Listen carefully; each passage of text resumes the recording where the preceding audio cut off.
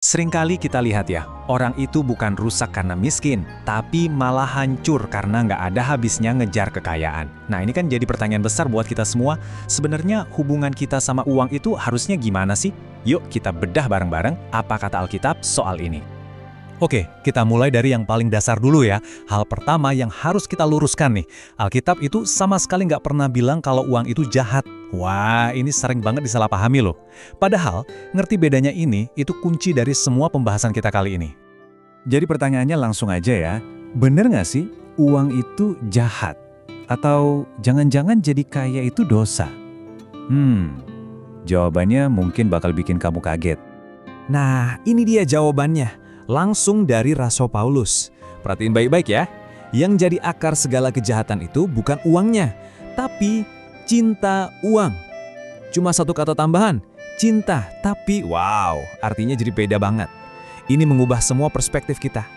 Tapi kenapa sih kok cinta uang ini bahaya banget? Emangnya kenapa? Yuk kita coba selami lebih dalam lagi peringatan dari Paulus ini. Kita akan lihat jebakannya, yaitu saat uang pelan-pelan berhenti jadi alat dan mulai jadi tuan dalam hidup kita. Jadi dampak pertamanya itu langsung ke area spiritual. Saat kita mulai cinta sama uang, hati kita itu kayak bergeser. Fokus yang tadinya buat Tuhan, pelan-pelan tapi pasti, pindah haluan ke materi, ke harta benda. Dan ini akibatnya serius banget loh, bukan main-main. Paulus ngejelasinnya gamblang banget. Cinta uang itu bisa jadi jerat yang memerangkap kita, bisa menjerumuskan kita ke kehancuran, dan yang paling parah, bisa melukai jiwa kita sendiri dari dalam.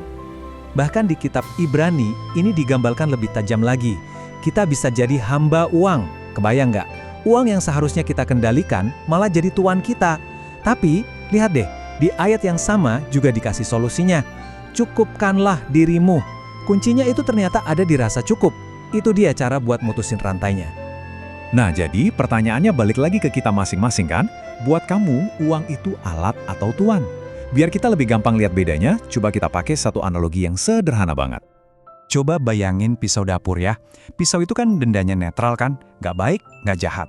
Di tangan seorang koki, wah pisau itu jadi alat yang luar biasa buat bikin makanan enak. Tapi, kalau pisau yang sama dipegang dengan cara yang salah, sembarangan atau dengan rakus, malah bisa melukai tangan kita sendiri. Nah, uang itu persis kayak gitu. Lihat deh bedanya di sini. Jelas banget. Kalau sebagai alat, uang itu kita pakai untuk melayani, dan kita pegang dengan rasa syukur.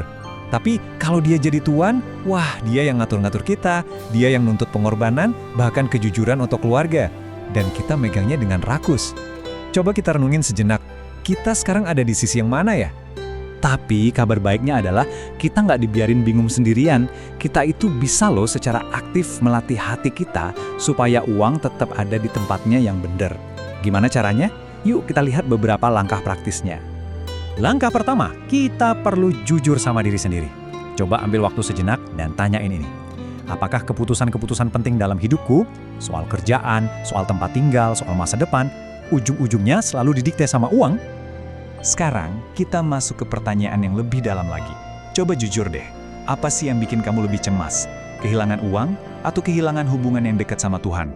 Karena biasanya, apa yang paling kita takutkan hilang, itu nunjukin di mana sebetulnya harta kita yang paling berharga. Dan yang terakhir, coba kita lihat buahnya dalam hidup kita. Apakah rasa syukur itu masih sering muncul? Apakah tangan kita masih enteng buat memberi ke orang lain?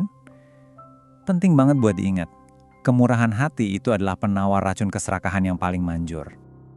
Jadi, gimana dong cara praktisnya melatih hati?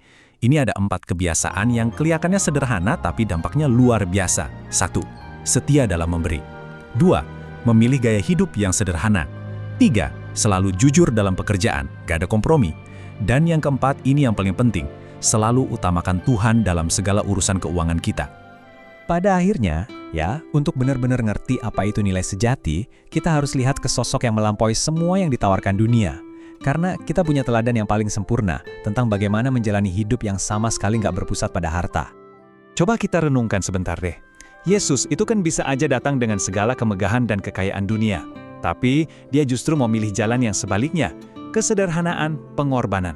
Mahkotanya itu bukan dari emas, tapi dari duri. Dan harta terbesarnya bukanlah perak, tapi salib. Dan disinilah inti dari semuanya. Teladan Yesus ini ngajarin kita satu hal penting, nilai hidup kita itu nggak diukur dari berapa isi rekening kita atau apa yang kita punya. Nilai sejati hidup kita ditentukan oleh siapa yang kita ikuti.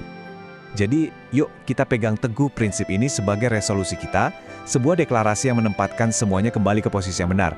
Uang adalah alat dalam tanganku, tetapi Tuhan adalah raja atas hidupku.